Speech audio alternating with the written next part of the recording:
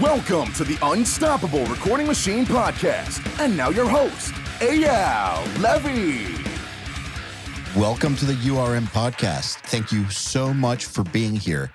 It's crazy to think that we are now on our 7th year. Don't ask me how that all just flew by, but it did. Man, time moves fast. And it's only because of you, the listeners. If you'd like us to stick around another 7 years, and there's a few simple things you can do that would really help us out. I would endlessly appreciate if you would, number 1, share our episodes with your friends. Number 2, post our episodes on your Facebook and Instagram and tag me at Eyal Levi URM Audio and at URM Academy, and of course, our guest. And number 3, leave us reviews and 5-star reviews wherever you can. We especially love iTunes reviews. Once again, thank you for all the years and years of loyalty. I just want you to know that we will never charge you for this podcast, and I will always work as hard as possible to improve the episodes in every single way. All we ask in return is a share, a post, and tag us. Oh, and one last thing. Do you have a question you would like me to answer on an episode? I don't mean for a guest. I mean for me. It can be about anything. Email it to me at eyal@urm.academy. That's EYAL@urm.academy. There's no .com on that. It's exactly the way I spelled it.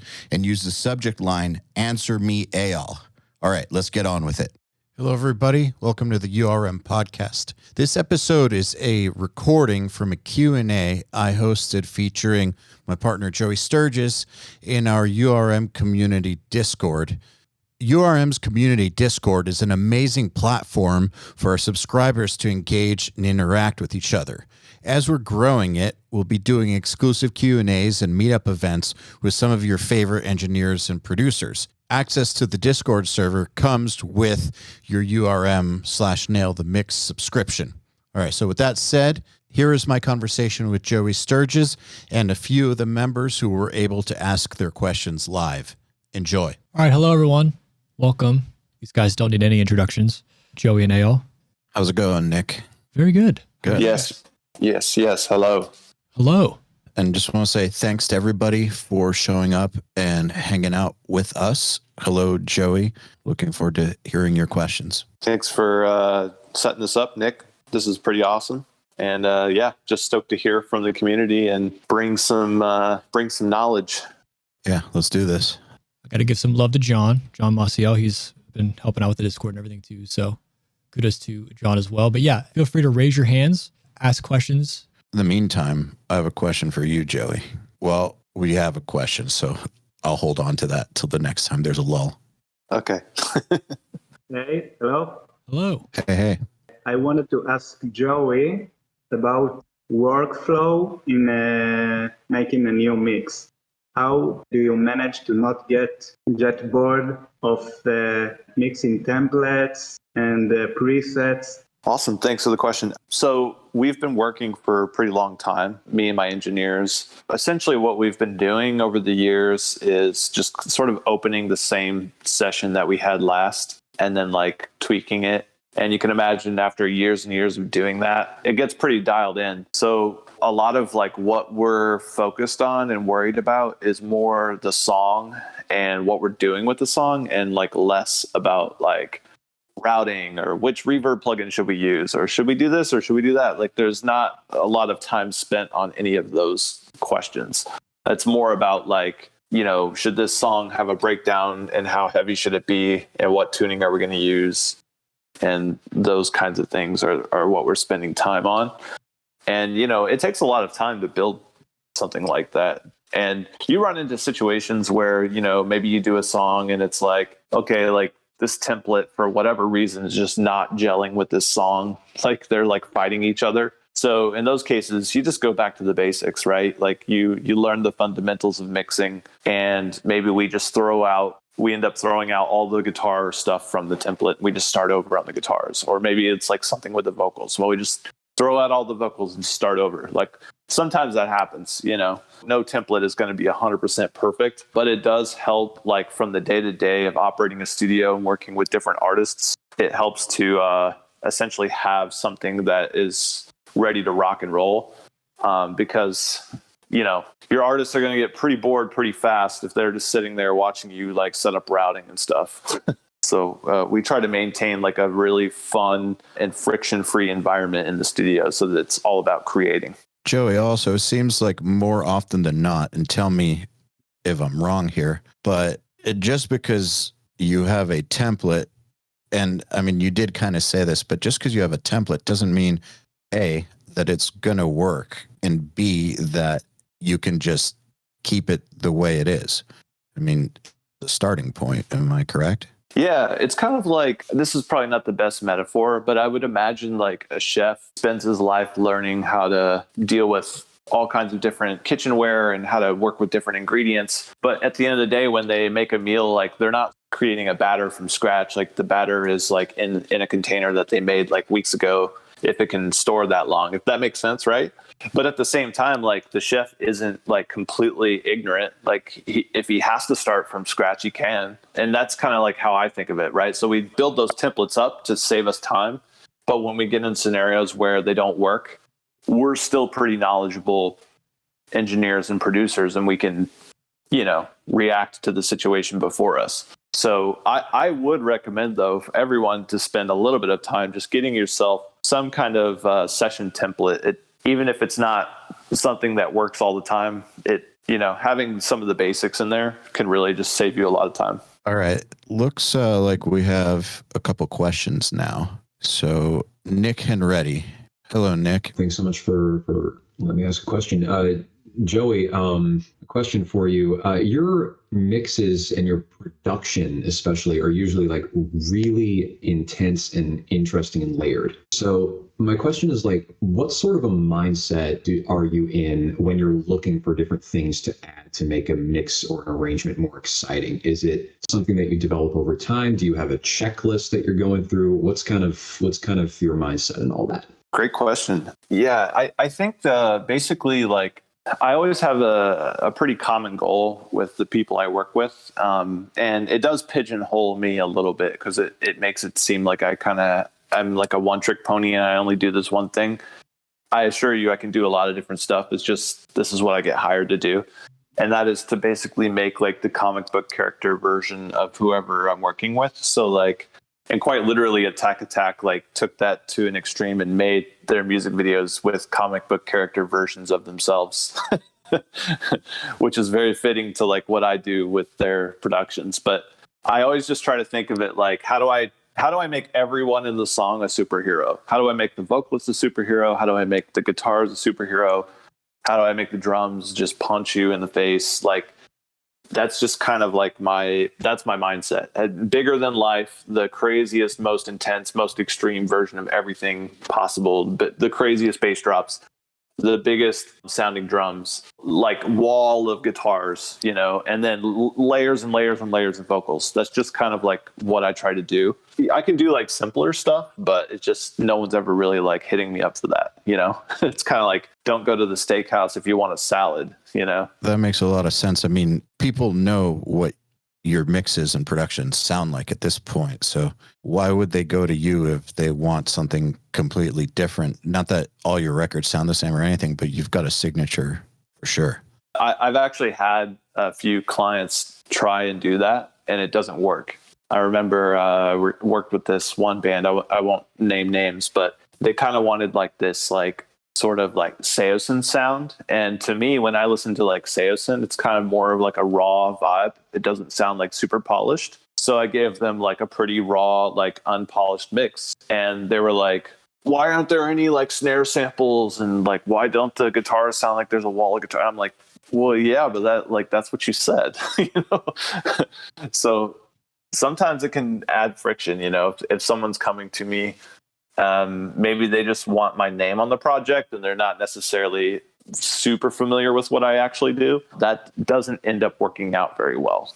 So my mindset is just bigger and larger than life. That's kind of what I try to go for. And, when it comes to like layering, the more layers you add, the bigger it's going to sound. But there's also situations where you want to be careful. Like you don't want to have, 8 rhythm guitar tracks because at some point it actually will make the guitar sound smaller. So there's definitely a balance, like if you have two guitars on the left side and two guitars on the right side, and you push a set of those pretty loud, it'll sound pretty big. But if you do like 8 layers, that's like a lot of RMS information. And so then it becomes kind of hard to push it through the speakers, if that makes sense. It's almost like eating up too much harmonic headroom. And then you get in a situation where you think it's going to be big, but then nothing's really big because everything's too many layers. So it's definitely a balance. Makes sense. All right. We have a question here from Steve Marek. So let's get Steve in here. Steve, how are you doing? I'm doing all right. I'm at work, so trying to balance two things at once. All right. Well, thanks for being here. What is your question? When you get a session that is just gigantic, how do you keep yourself from getting overwhelmed with the amount of data on your screen? Here's how I like to approach it. So I'll actually mute the whole song, and I'll just bring up one element at a time. So I usually start with the kick, then the snare, then the rest of the drums. And I'll get the drums sounding pretty cool. I'll bring in the bass, maybe the guitars. And I kind of just like obviously there's going to be tons of stuff in your session. It's all, and one thing that does help a lot is to actually put everything in a certain order. So at the top of my session, I always like my drums to be first.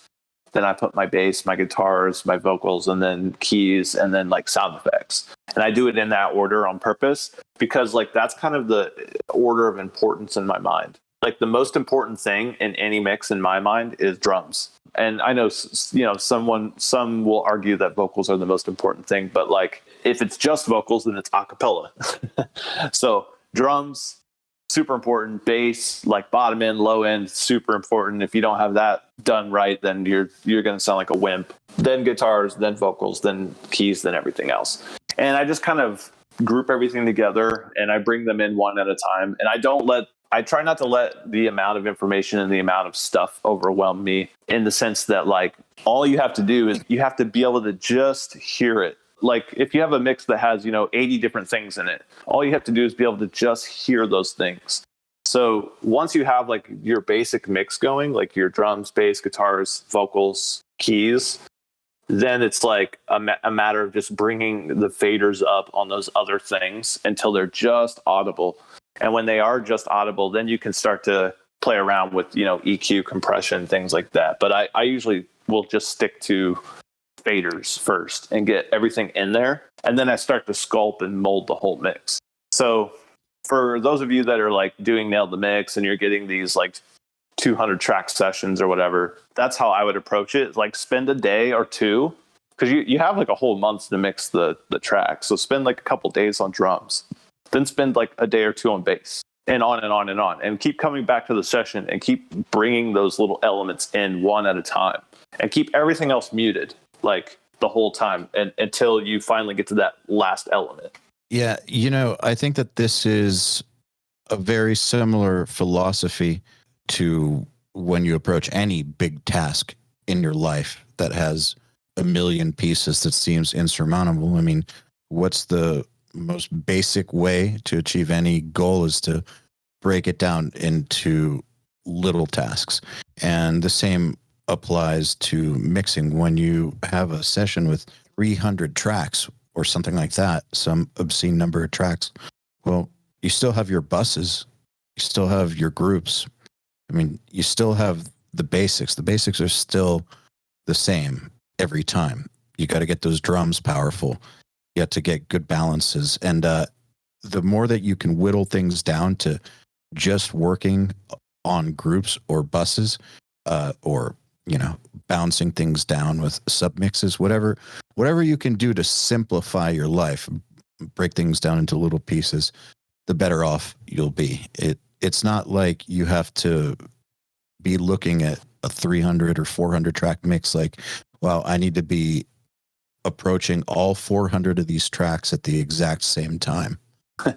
Well, there was a quote that I think came from Steve Jobs, and maybe he got it from somewhere else, but I think it's something along the lines of a person can only focus on 3 things at once.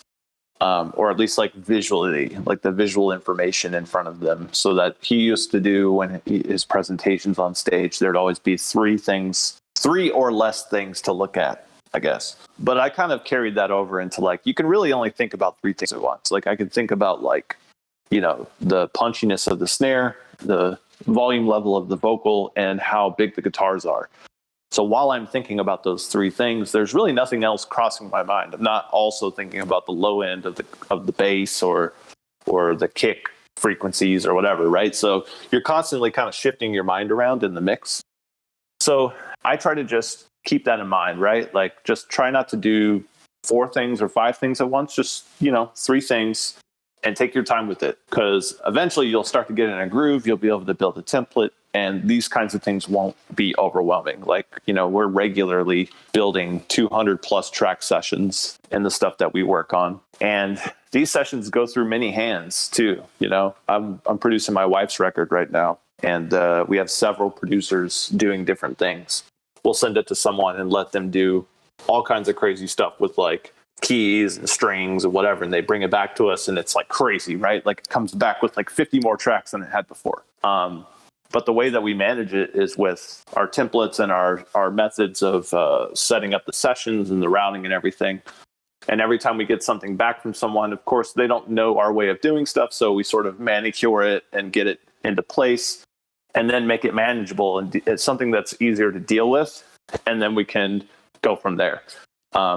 So it really just comes down to just one step at a time. Yeah, and I'll just say that this right here is why your mix prep game needs to be really, really polished and refined. The better you are at mix prep and the more predictable of a process it is, the more you have that down, the less overwhelming any of this stuff is going to be. We have a few questions, so we'll get to that. Adam Shepard, you are up. Hey there. Cool. My question's for Eyal, but Joey, feel free to jump in. Do you have any pointers on content creation that helps it connect with a wider audience? Like things like your delivery or language that you've learned from doing the YouTube, the podcast, or conducting community events?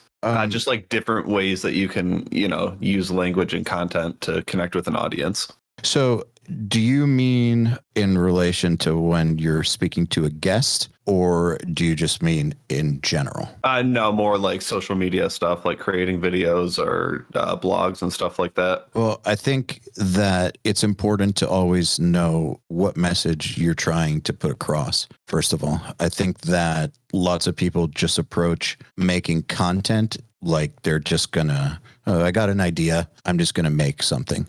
And that works for some people who are already what I call tuned in, I guess, to what the public likes. But most people are not tuned in. And so I think that it's important to know why you're making that piece of content. What is your point of view on that piece of content? Why does it matter? What's your opinion on this? Like, do you have no opinion? Is it purely informational? Or do you have a strong opinion? Where do you stand on all this? How defined is that? And one thing, now I don't really have to think about that stuff. It just kind of comes naturally. But at the beginning, when I was first starting to make content, I would write this shit out. I would ask myself all those questions. Like, you know, before I did a creative live or before we did podcasts, I would have pages and pages and pages and pages of notes on everything I wanted to say. And I really, really got my thoughts worked out. Like I said, I don't really need to do that anymore because I've been doing this so long. But one thing that I've noticed with budding content creators or budding podcasters is it's a lot like early stage songwriters or something.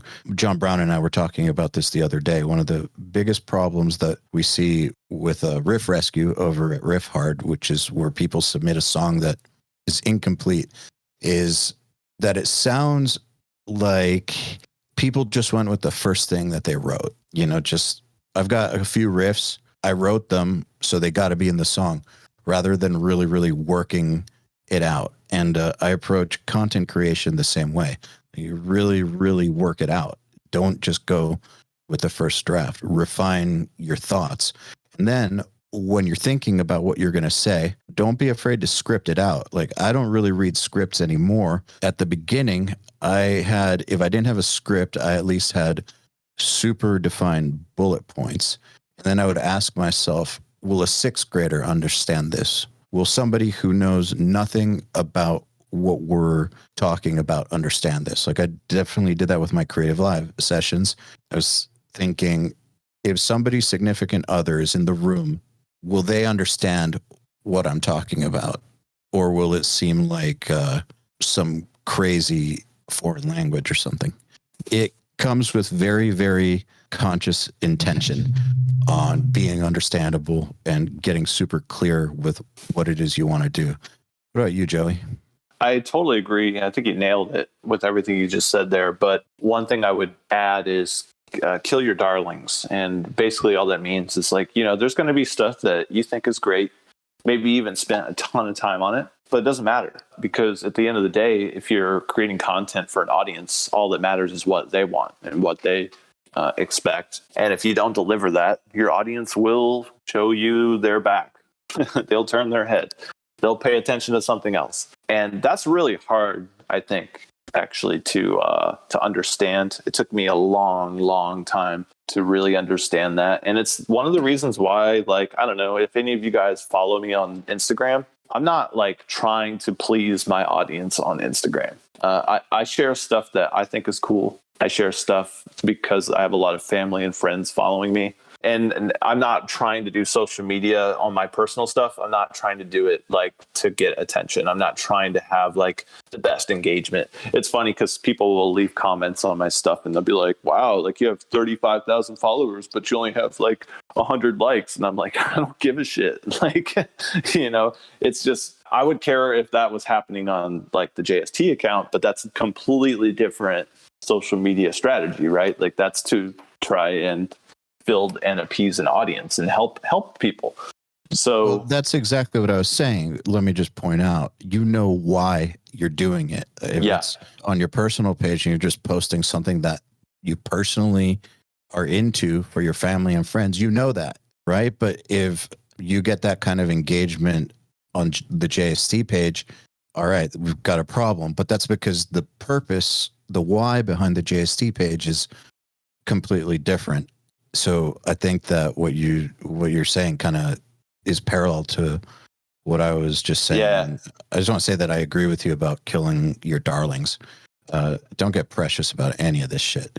Exactly, especially when it comes to content. I mean, maybe it's a little different when you're writing music, but at the end, but even then, though, you're still making music to potentially distribute and have people listen to it. So in those regards, you need to be writing something that people want to listen to. One thing also, the killing your darlings thing is deeper, in my opinion, than just being cool with deleting things. I know that a lot of people who put content out or try to promote on social media get in their own way because they're embarrassed to do certain things. Now, I'm not saying be a clown or do things that go against your integrity. But what I mean is there was a time period where people were embarrassed to use hashtags on Instagram because they looked cheesy and they associated them with cheesy shit. And I get it. There's a lot of cheesy hashtags out there.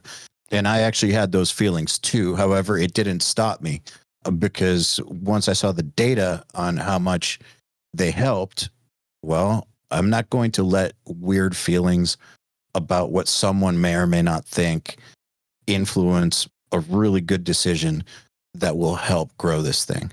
And there's a lot of other things like that too. Like when people make YouTube content, you have to turn up the energy in your delivery to a point where it doesn't feel natural. If you think you've got good energy, turn it up 20%. And it's going to feel weird until you get used to talking that way.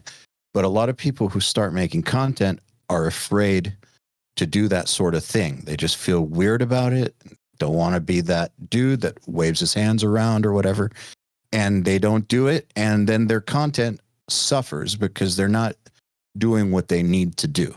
And so I would say that if you find yourself getting in the way, kill that darling too. Kill your pride.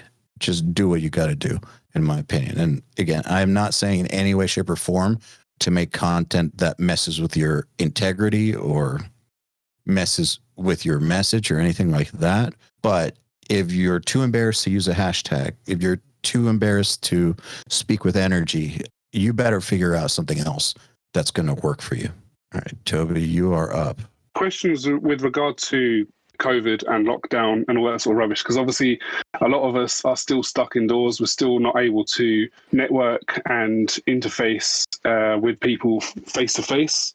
Do you think it's best to, with regard to like drumming up work, is it best to wait until gigs are back up and we can actually start meeting people face to face, or do you think it's best to start cold outreaching and hitting up bands on like Facebook Messenger and Instagram cold to try and drum up work? Joey, I'm curious what you think, but my philosophy during the entire lockdown, and I think this is applicable and universal, it doesn't matter what you're in. I always ask myself, if I don't do this, will somebody else do it? If the answer is yes, then I'm going to make sure that I do it first. And so to answer your question, should you wait? Are other people waiting? If you wait till the situation is perfect and everything is back to normal, cool. But what about all your competition? Did they wait? And are you going to lose potential gigs, mixes to somebody who didn't wait until the situation was perfect? One thing to keep in mind is that your life circumstance will never be perfect. The world will never be perfect. If you want to find a reason to wait to do the right thing for yourself, you can always do that. That is the easiest thing in the world to do.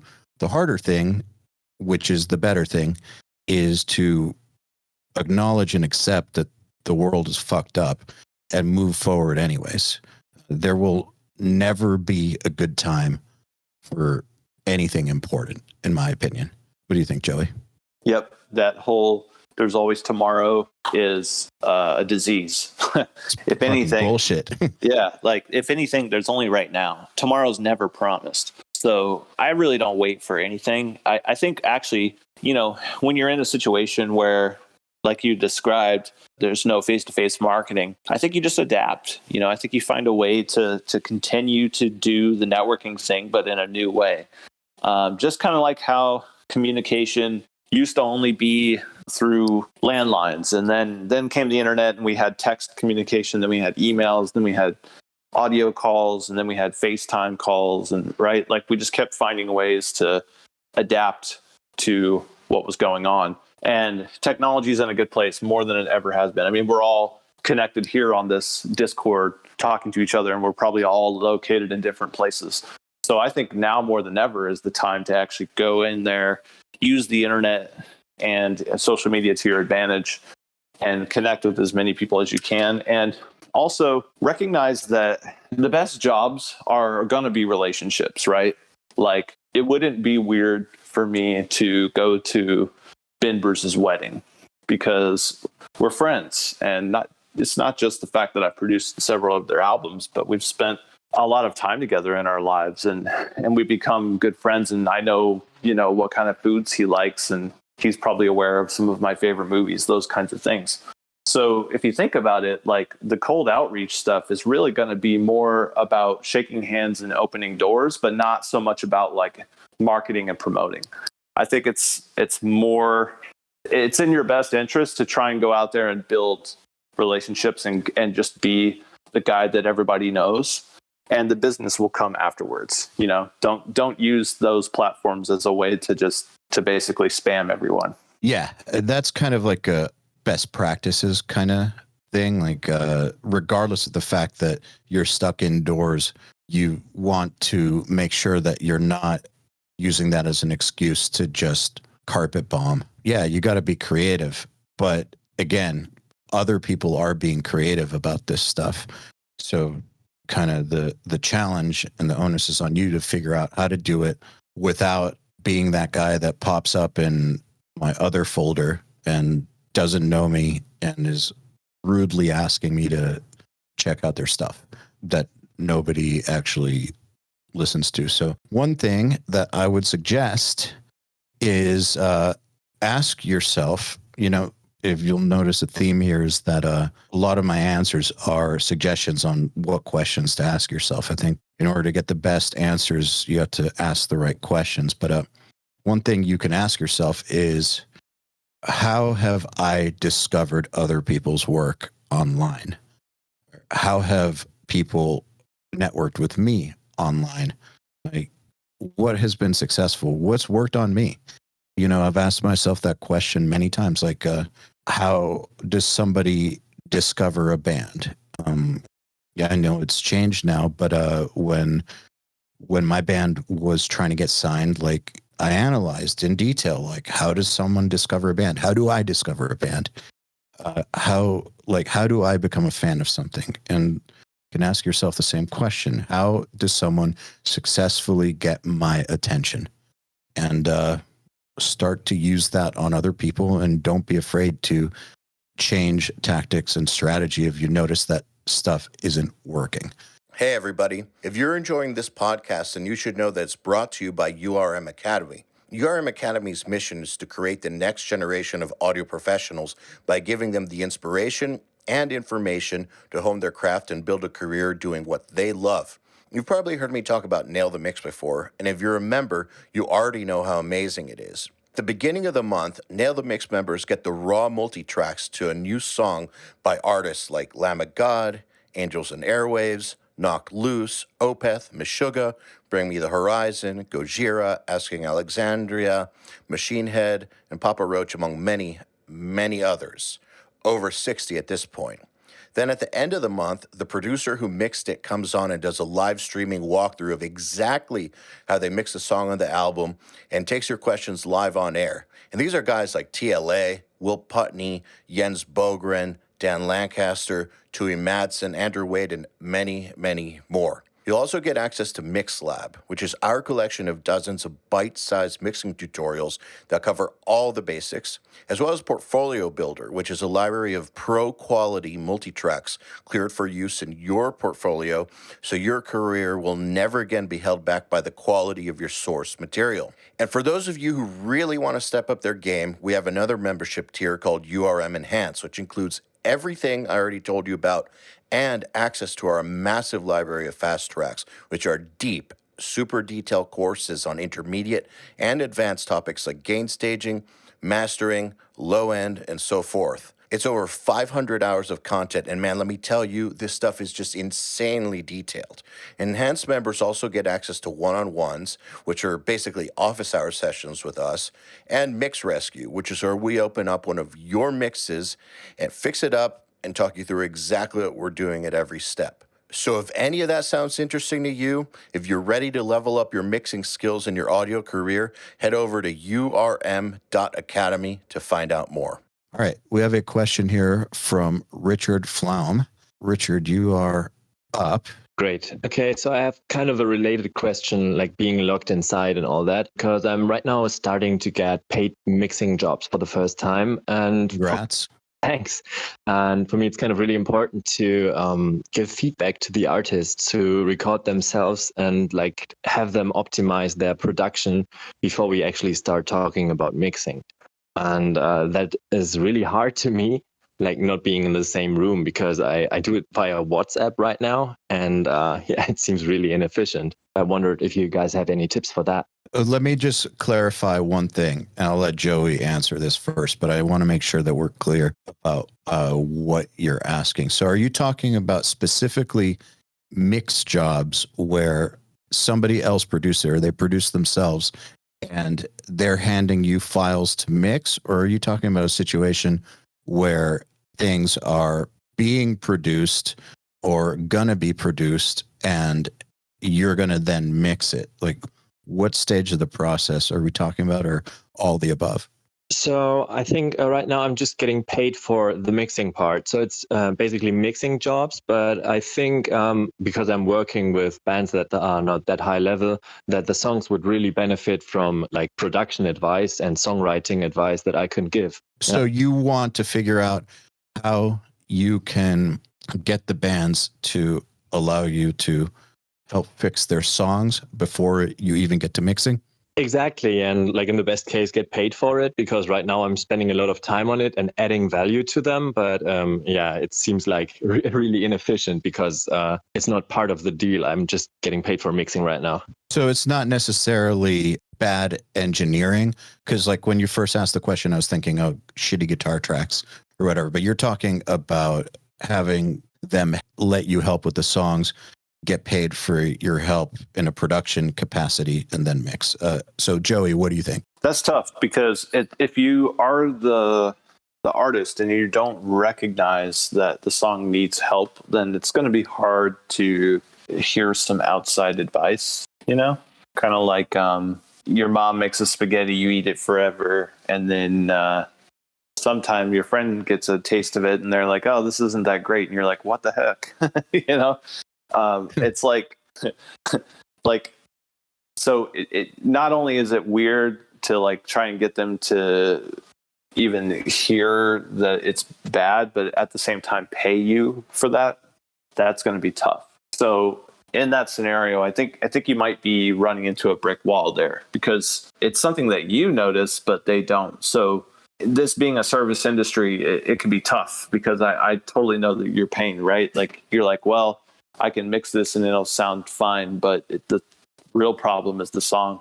But it's like you're the service provider, and that's not the service that they hired you for. So I think that ends up being a pretty tough scenario. But what you could do, I guess, is just say, maybe you could say, hey, I'd like to ask your permission if I could show this to a few of my friends. I just want to see what they think about the song. And if they give you their blessing to let you do that, then maybe you could come back to them and say, hey, so I did share the song with a few people, and I think we all agree that, these things could be better. So if you're interested, I would love to actually help you with the song before we even talk about mixing, and here's what my rates are.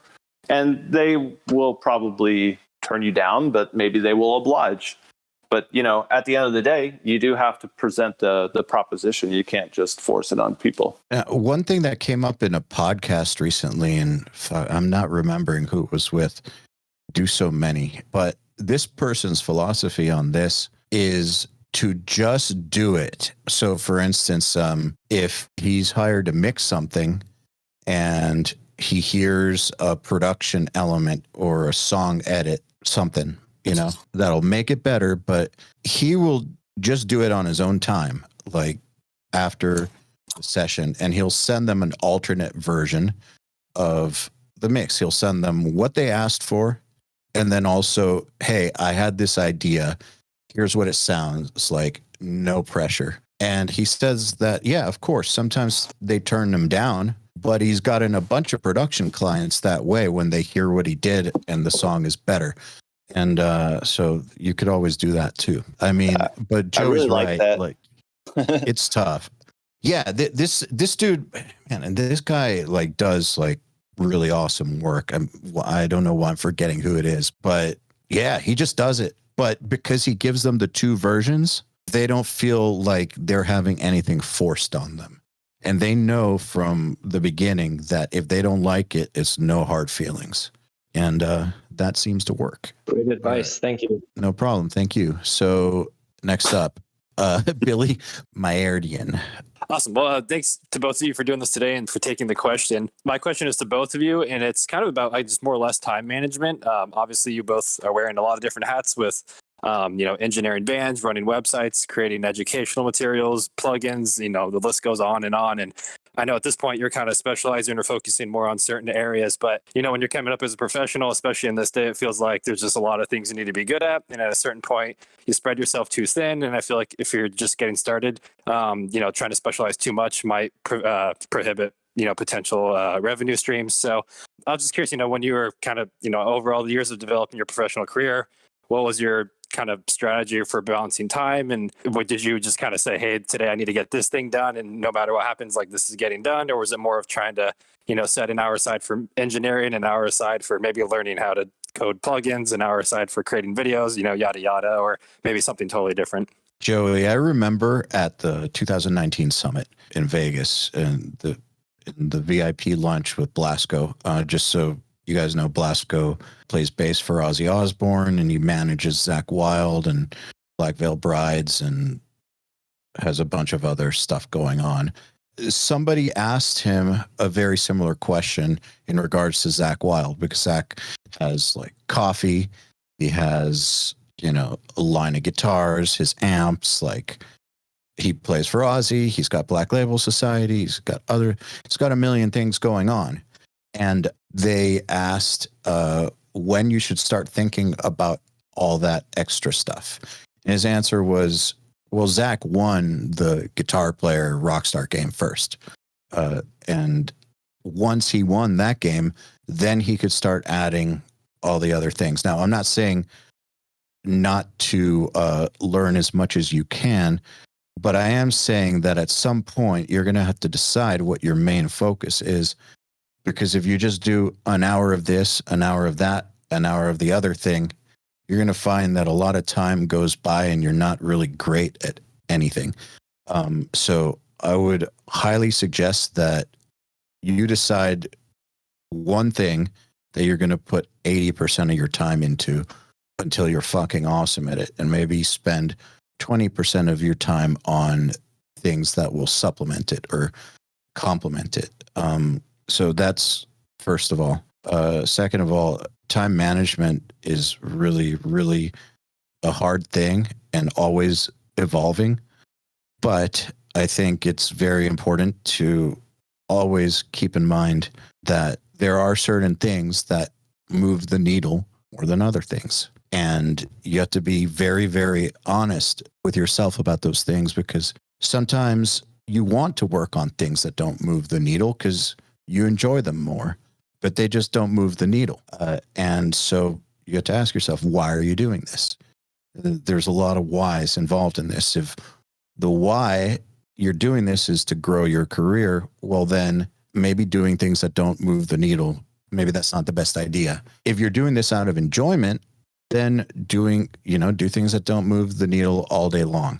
So an in-depth analysis of what actually matters out of all the million things you could do and what actually coincides or feeds your ultimate goals, those are the things you should focus on the most. And it seems super obvious, but if it was that obvious, people wouldn't ask about this stuff all the time. And from that, I think once you know exactly what those things are, then how you split up the time day to day, that just depends on whatever's going on. There's probably going to be some non-negotiables in there, like I have to exercise now, because if I don't, my life goes to shit. So that's non-negotiable. It doesn't matter what the hell else is going on. That's happening most days. Doesn't matter if like work is getting crazy. Doesn't matter. That's happening. So, figure out what your non-negotiables are and work around that. But make sure that you know why you're doing things and what the point is. What about you, Joey? That's great advice for me. So I think there's one thing that I've learned from my friends who have kids, because I don't have kids. And they tell me when you have a kid, a lot of your why changes pretty fast. So now you have a family that's, this child will die unless you feed it, and you won't be able to feed it unless you make money, and you won't be able to make money unless you do something that makes money, right? Unless you go to work. So I don't have that in my life. So for me, it was more about finding a mission. And it took me a while to figure out what that mission was, because it was kind of conflicted at first. It was like, well, I'm kind of like a producer and I help people make albums, but I'm also doing the software stuff, but I'm also doing this website where you can learn how to mix. How does it all come together? And one day I just had this epiphany, and it was like, oh, my purpose in life is to help people make great music. And I do that in a number of ways. I help them do it through plugins. I help them do it through mixing tutorials, or through this website, or even when I'm in the studio with the band, I'm helping someone make great music, right? And once I figured that out, that was sort of my mission statement. It was a lot easier for me to figure out what to do and what not to do, because I would get opportunities. Somebody comes to me and says, hey, there's this cool real estate development thing happening down here in Detroit, and if you put in this much money, here's what your returns could be, blah blah blah. And I'm like, I don't know, should I get involved in that or not? And once you have that mission statement, it's pretty clear. That's not going to help anyone make great music. So probably shouldn't get involved in it, right? And so for some of you out there that maybe there's a lot of stuff in your being thrown your way, or you're wearing a lot of different hats. Once you find that clarity, you might be able to figure out what to turn away a lot easier and what to focus on a lot easier.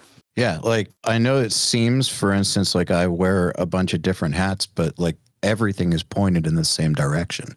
There's a bigger picture to all of this. So yeah, there might be lots of elements to that big picture, but it is all part of a big picture. It's not like Joey just brought up about, getting asked to invest in some thing. I've been hit up with requests like that all the time. And there's all these side things that could just do.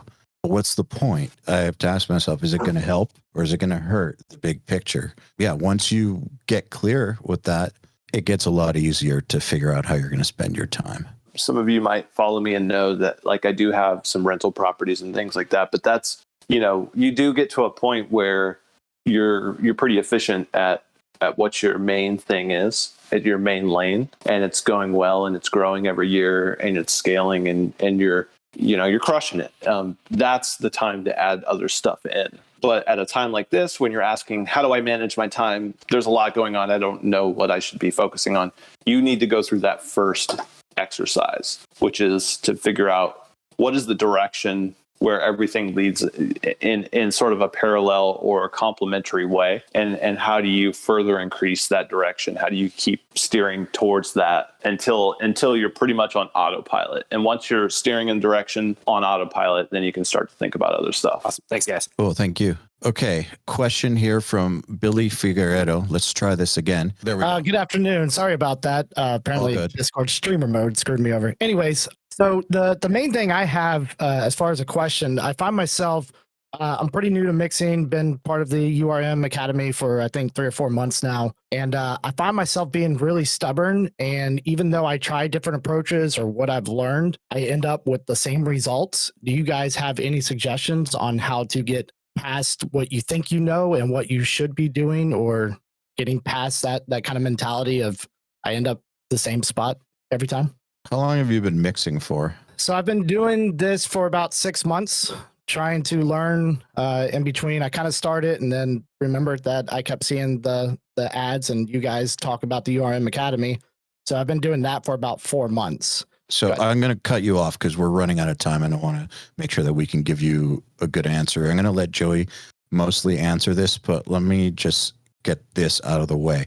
Patience, first of all. I had a feeling with this question that you had only been mixing for a small amount of time. I'm not trying to scare you or anything, but it takes way longer than that to really start getting really good results, because your hearing develops a lot like muscles at the gym or something. This is something that takes time. It's not going to happen in a year or even 2, though 2 years from now, you'll look back at the stuff you're doing now and be like, holy shit, I'm way better now. But patience, you're so early in the journey that your hearing hasn't been refined enough to start making the kinds of decisions and hearing the subtlety and the nuance required. So I would just say, in a very encouraging way, just stay the course, just keep working on getting better and just be patient. Joey, what about you? Yeah, patience is key. 4 months actually in the grand scheme of things is not a lot of time. Even in my busiest days, I think that probably would have only been like 2 records for me in 4 months of time. So not a lot changes in between 2 records, right? Like you're kind of, maybe you're like currently obsessed with like, oh, I think the Beta 52 is like the best kick drum mic right now. And like, a year goes by and you're like, oh, that microphone's terrible for kick drum sounds. So you kind of go through these phases and then eventually you get to a point where you're like, actually the Beta 52 is pretty cool for this kind of kick drum sound versus like the Audix D6 is going to be better for something more metal. Right. So like Eyal said, like you're developing your hearing, you're in the process of learning when to I guess like when to know that something needs work and when something is actually pretty good. And that alone is a pretty big skill to learn and to acquire. But I think the moment you start to feel like, I think like as a mixer, you kind of want to be like in this feeling of everything sucks like all the time, because that's what makes you a good mixer. Because what's going to happen is you're going to get to the point where you think all your mixes suck, but like you're putting out great work. People are like, wow, this mix sounds really awesome. But you're like, it's all right, but like the snare still sucks. That's where you want to be, because then when you're in that place, you're always iterating, you're always improving. So the moment you're sort of like, you feel like your mixes are awesome, I would get scared. That's when you're like, you're too comfortable, you got to shake things up. Try using a different plugin, try using different samples, maybe try miking the drums in a different way. Don't even like, let's say you always use Pod Farm for your guitar tone. Don't open it anymore. Try to get guitar tones with something else. Like that's how you keep improving. That's how you keep growing and scaling and getting to a place where you're just a badass with any kind of tools, any set of tools. You can go in there and you can make an awesome song, and it doesn't matter if you have Pod Farm or not, because you're not flinching on to one thing that makes you awesome. Great answer. Thanks, Billy. So Tal, you are up. So I have a question for both of you. It's about layering drum samples. So if, for example, I have a snare that the fundamental is like 200 hertz, and then I layer in another sample that is like 180 hertz. So do they have to be like on the same frequency, or is there a problem with that? The good part is that you're already aware of the fact that you are mixing different drums that have different fundamentals. That's a good thing. I'm glad you know that, because some people don't know that. But the second part of it is being aware that that could create problems. It could also be a positive thing. So it really just depends on what's happening in the song, what your goals are, what you're trying to do. Because, you could end up in a situation where you do get two snares that are just not really compatible with each other. And so in those scenarios, I would hope that you would have the ear to be able to hear that that's happening. But basically what I'm getting at is there's no wrong way to do it, right? You can have a snare that's a fundamental of 200 and another snare that's a fundamental of 180. You slap them together and somehow you get the balance just right and it sounds awesome. There's nothing wrong with that. It's not like you're breaking a law or anything. You also want to pay attention to phase. But in general, I think a mix sounds magical when everything is gelling harmoniously and melodically, and knowing when your drums are like, knowing what part of your drums is melodic and getting them to like mesh with the mix, like knowing that like, okay, the band's tuned to like drop C, and so I know like the fundamental of C is like 65 hertz or something like that. I don't know the exact number right now, but one of those numbers close to that number. And so then you start thinking about, okay, where does my kick gonna live? Am I gonna have it living at like 65, or am I going to double that octave? Going up 65 times 2 is going to be the octave up. Those kinds of things you want to start thinking. That's where my brain goes, but I also kind of approach production and mixing from a scientific point of view and less creatively. So that's kind of like where my mind is at with that question. Yeah, but you still, Joey, even if you approach it scientifically, you still have a very strong sense of this sounds good or it doesn't. Right. Yeah. It's I think part of it is having I don't know the right word for this. There might be a medical term, but it's like an audiographic memory, where like I can hear a mix and I can kind of remember like the footprint of that mix, like in my brain. Kind of like how, you taste something and you're like, okay, I know how this tastes, and you have it the next time. You're like, oh, that tastes just like it did last time. And then you have it another time. You're like, oh, something's off about this. This doesn't have enough acidity, or it's too salty this time, or whatever, right? You get like accustomed to it. So I've been able to do that with actual like audio like mixes and frequency spectrums and things like that.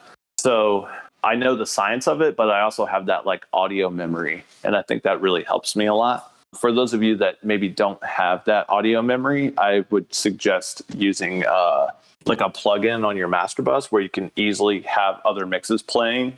What's that one plugin that we used to hype up a lot? Shit, I think it's Metric AB. Yeah, something like that. I think it used to be called Magic AB or something. It doesn't exist anymore. Now I think there's a version of something like it called Metric AB, I think. Or just you can also set your DAW to, we won't get into specifics now, but there's a way to set it to where you can just have some tracks at the top and you can easily like just hit solo and it'll play without going through any audio processing and without sounding too loud or whatever. So anyway, you get that set up and then it's just a process of like learning what you hear, what you know about the mix versus what you hear versus what you remember. And you are constantly referencing those three different things. And that's what works for me. That's how I know when something is too far. Like, how much treble should I add to my cymbals? Well, what is the brightest record you've ever heard? Like, probably don't go past that. You know? I mean, I think your answer is great. I don't really have much to add. Like, I really think that the answer to that drum sample question is no, it's not a problem unless it is. There's going to be times, like Joey said, where you put two samples together that shouldn't work and they sound fucking great. And you put two samples together that should work and they sound terrible. You need to be able to tell the difference, but there's no rule book for one working or the other not working. That one of the reasons that great mixers are in demand is because they have that judgment. They have it refined. Their taste for this stuff is so advanced that they do know how to make the right decision. So it's more about how good are you at making the right decision for the music you're working on at the time. That's actually what you need to answer. Thanks, everybody. Thanks for hanging out, Joey. And thanks, Nick and John Maciel, for putting this together. And thank you, everybody, for hanging out with us. Yeah, thanks, guys. Looking forward to seeing what you guys do on some upcoming Nail the Mixes. And hopefully we can do something like this again in the near future. Had a lot of fun. Great day, everybody. All right, then. Another URM podcast episode in the bag. Please remember to share our episodes with your friends, as well as post them to your Facebook and Instagram or any social media you use. Please tag me at Eyal Levi URM Audio at URM Academy, and of course, tag our guests as well. I mean, they really do appreciate it. In addition, do you have any questions for me about anything? Email them to me at eyal@urm.academy. That's EYAL at urm.academy, and use the subject line, Answer Me, Eyal. All right, then. Till next time, happy mixing. You've been listening to the Unstoppable Recording Machine podcast. To ask us questions, make suggestions, and interact, visit urm.academy and press the podcast link today.